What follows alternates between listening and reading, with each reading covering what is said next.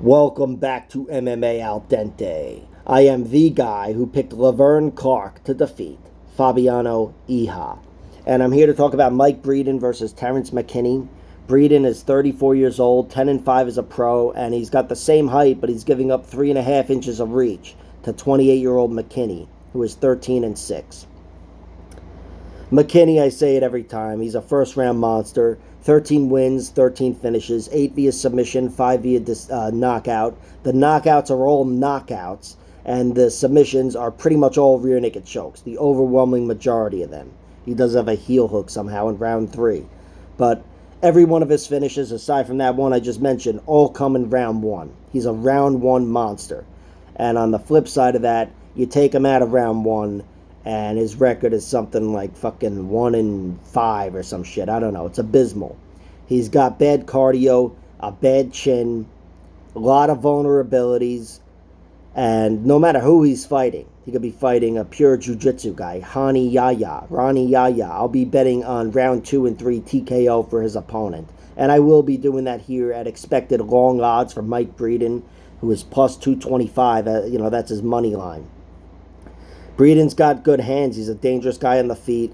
And I don't know. I hope those odds are juicy. But that's the pick every time against McKinney. And the bet every time against McKinney. And on the flip side, I will always bet on McKinney by round 1. Round 1 for Terrence McKinney. That's always got value on it. I mean, we've seen Mike Breeden out-wrestled plenty of times. Natan Levy, that's what that whole fight was. And Terrence McKinney is a very good wrestler in round 1. Really amazing wrestler. Sharp athleticism, explosive takedowns, and he'll cut a corner and lace his legs around your body like it's nothing. He's really good at taking the back, as we saw in the Nazim Sadikov fight, which was 2 or 3 weeks ago at this point. I should mention that this is a very, very quick turnaround for Terrence McKinney, but he was choked out there, and I still consider him to be somewhat fresh. So I think Mike Breeden, he's got vulnerabilities. I think he's going to be taken down by Terrence, certainly in round 1 if Terrence decides to go that route. Mike Breeden has never been submitted. He's got 5 losses, 2 via knockout, 3 via decision. The knockouts come to this guy, Ivy Nixon and Alexander Hernandez, in his debut in the UFC. And those are both knockouts. His chin failed him. And that's concerning too, because Terrence McKinney, as he's proven against Matt Frevola and a few others, he's got knockout power, especially in round 1 when he's fresh. But he is just so sharp athletically and so fast and big and strong. He's got knockout power. And he could find that chin early against Mike Breeden. But I think he's going to be more inclined to grapple, because that's just who Terrence McKinney is generally. And I think he's going to get him down if he doesn't knock him out. And he's going to have his way with him in round 1. If he doesn't get him out of there in round 1, Mike Breeden has shown plenty of times he's got grit. I mean, in his decision losses, which he's got 3 of them, to good fighters too. Natan Levy, Anthony Romero on the Contender Series, Lucas Clay. And he's shown to have heart, if nothing else, and grit as well.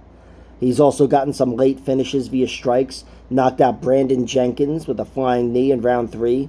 This guy Ken Beverly with a high kick in round 2.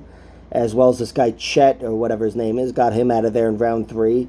And he's just a good combination striker deeper into the fight. He's definitely going to have an advantage over Terrence McKinney if he finds himself, if they find themselves striking after round 1. Breeden will have an advantage, and I will absolutely bet on him winning by rounds 2 and 3 TKO. If he wins over Terrence McKinney, let's put it this way, if McKinney loses any fight, I doubt it's a decision. I really doubt that. He's just not good at being the nail. I can't imagine him losing over 7.5 minutes of a fight and not getting finished, especially in the back end of that fight.